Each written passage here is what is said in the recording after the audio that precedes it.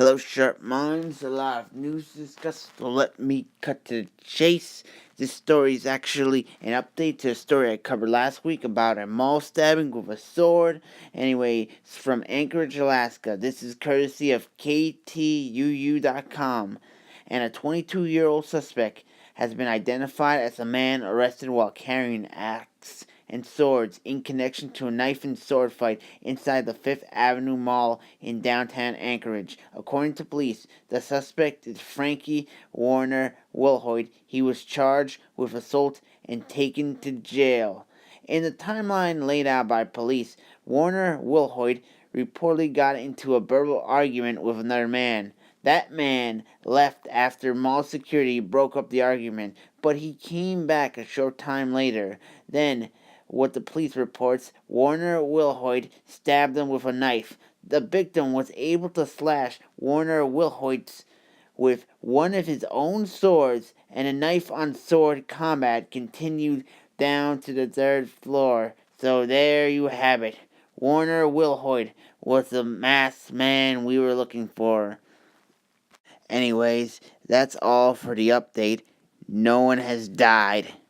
Next story comes from Marysville, Washington, and it was reported on January 29th, 2019. According to police, a Marysville woman stabbed her boyfriend in the back with a sword, causing him to lose half of his left lung. The woman, 31, called police at 2 a.m. Friday, saying she stabbed the man. Police found him face down in a bedroom. Officers cut away his clothes and saw the wound to his back. A sheath was in the bedroom. The sword was in the kitchen, leaning against a high chair. The woman told officers she became upset with her boyfriend over relationship issues. She left the room and reportedly returned to find him tearing apart her jewelry. In her version of the story, she yelled at him, he punched her, and she fell backwards, hitting her head. Still on the ground, she noticed the sword, grabbed it, and jabbed him in self-defense, she reported. He walked out of the bedroom, stood by the kitchen sink, and went back to the bedroom where he collapsed, according to her. The trail of blood seemed to match her account, but police doubted key parts of her recollection. Detectives believe the sword was probably kept in a sheath, especially with two small kids in the house. Based on that probability, a Marysville detective wrote, the sword would have to be removed from the sheath before the man was stabbed, and that would lend credible evidence to the fact that she retrieved the sword, removed it from the sheath, and stabbed him as he faced away or walked away from her.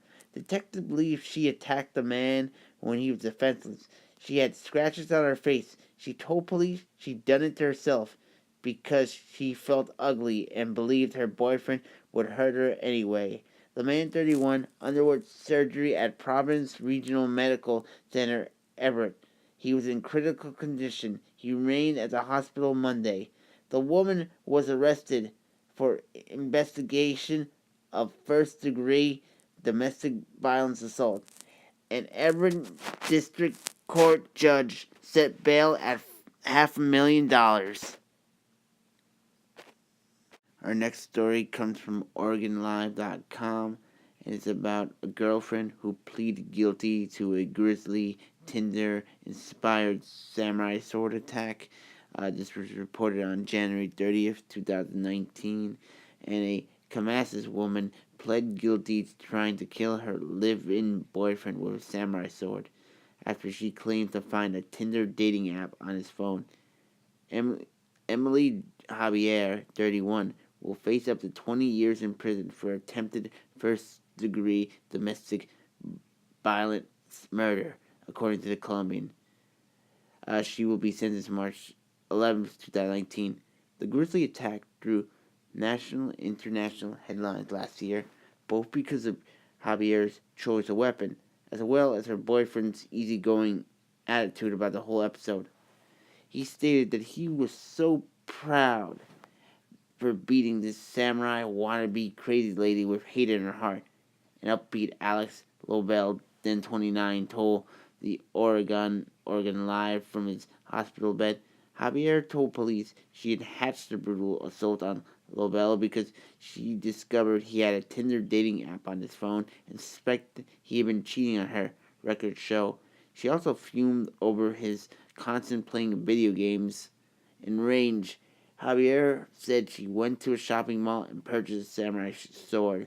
She said she then spent the next week stewing and plotting her revenge before whipping out the saber and repeatedly slashing LaBelle in bed during the wee hours of March 3rd, 2018. LaBelle, who admitted to playing video games 12 hours a day but never insisted he was unfaithful, suffered life-threatening injuries, including wounds to his torso, neck, and left side of his head. His index, middle, and ring fingers were nearly lopped off at the base, though doctors managed to reattach them. Though facing months of recovery, LaBelle remained positive. I was able to Wing Chun my way to survival, he said, referring to traditional Chinese martial art that focuses on close range combat. I've been preparing my whole life for something like this. Okay, that's all the stories we have for today. I would like to thank everyone for tuning in to report on the sword, and may you all have a good night and a good fight.